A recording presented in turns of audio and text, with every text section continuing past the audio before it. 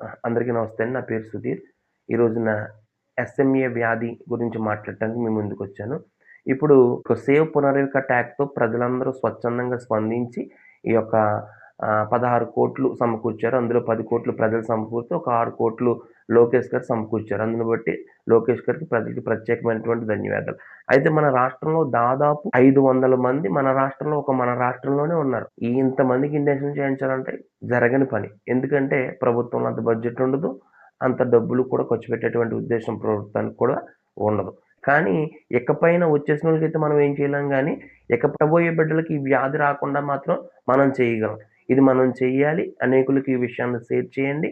Share చేస్తే వారి యొక్క జీవితాల్లో మనం వెలుగు నింపిన వారం అవుతాం. ఎందుకంటే ఈ ఇన్ఫర్మేషన్ తెలియక చాలామంది ఈ యొక్క వ్యాధిని ఇంప్లిమెంటేషన్ చేసేటువంటి అవకాశం ఉంటుంది. అయితే ఏంటంటే ఇది ఎస్ఎంఈ అనే ఒక వ్యాధి జన్యుపరమైనటువంటి వ్యాధి. ఇది పిల్లలకు రాకుండా ఉండాలంటే పెళ్ళికి ముందు లేదా గర్భం దాల్చడానికి ముందే దంపతులు కొన్ని పరీక్షలు చేయించుకోవాలి. దీనికోసం ప్రధానంగా చేయించుకోవాల్సిన పరీక్షలు ఎస్ఎంఏ క్యారియల్ స్కానింగ్.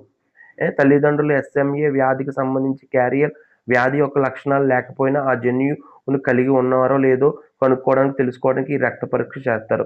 తల్లిదండ్రులు ఇద్దరు ఈ క్యారియర్స్ అయితే పుట్టబోయే బిడ్డకు ఈ వ్యాధి వచ్చే అవకాశం 25% ఉంటుంది. ఒకవేళ మీరు ఇప్పటికే గర్భవతి అయ్యుంటే గర్భస్థ శిశువు వ్యాధి ఉందో లేదో తెలుసుకోవడానికి ఈ యొక్క పరీక్షల్లో టీవీఎస్ పరీక్షలు చేయించుకోవాల్సి ఉంటుంది.